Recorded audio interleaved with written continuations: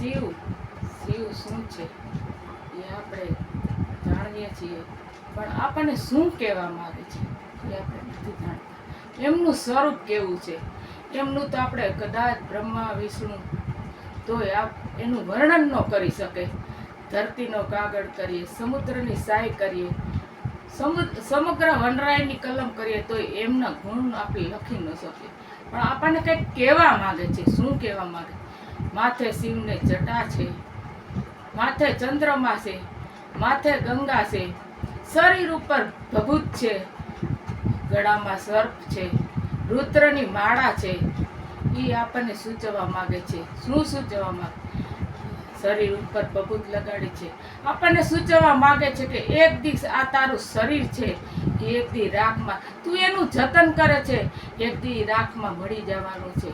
ને આપણે એમ કહીએ છીએ કે ઓહો મારે તો એટલી વ્યાધિ ઉપાધિ બધું છે, પણ શિવ એમ સૂચવવા માંગે છે કે એની જટાને તું અંબુડો વારી લે, માથે તને આપો આપ ગંગા બિરાજ છે ને તારા લલાટ માથે ચંદ્રમા બિરાજ છે. એની આધિ વ્યાધિ તું મને દઈ દે, તું મારો થઈ જા, એટલે એ આપોઆપ તારી આધિ વ્યાધિ ઉપાધિ બધું મટી જશે, સંકટ બધું મટી જશે. શિવે હાથમાં ત્રિશૂલ ધારણ કર્યું છે. ત્રિશૂલ આપણને શું સૂચવવા માંગે છે? શિવે કામ ક્રોધ લોભ ત્રણેયને વશમાં રાખ્યા છે. હાથમાં ડમરું છે. એટલે જીવનમાં કામ ક્રોધ લોભ આપણે એટલું તો વશમાં ન કરીએ, પણ જરૂર તમે જીવનમાં વશમાં એક વસ્તુ જરૂર કરજો કે તમે ક્રોધને વશમાં કરજો.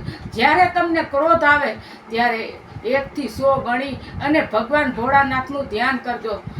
તમારા જીવનમાં જે લક્ષ્ય છે એ તમે જરૂર પામી જશો. ને તે પછી તમારા જીવનમાં એવો નાદ થશે કે એ ડમરૂનો નાદ થશે, એમાં તમને શિવ અને સતીનું તમને ધ્યાન થશે. એ તમારા લક્ષ્ય હોય છે એ લક્ષ્ય 84 મટી જશે ને તમે ભોળાનાથમાં લીન થઈ જશો. તમારે જે પામવું હોય છે એ પામી જશો. કારણ કે આજ તો મહાશિવરાત્રિ છે, ભોળાનાથની શિવરાત્રિ. આમ તો હરેક માસમાં શિવરાત્રિ આવે, પણ આજ તો મહાશિવરાત્રિ છે. તો માટે તમે શિવનું ધ્યાન ધરી ને એક લક્ષ્ય પામવા માટે તમે ભોળાનાથનું ધ્યાન જરૂર કરજો. ઓમ નમઃ શિવાય.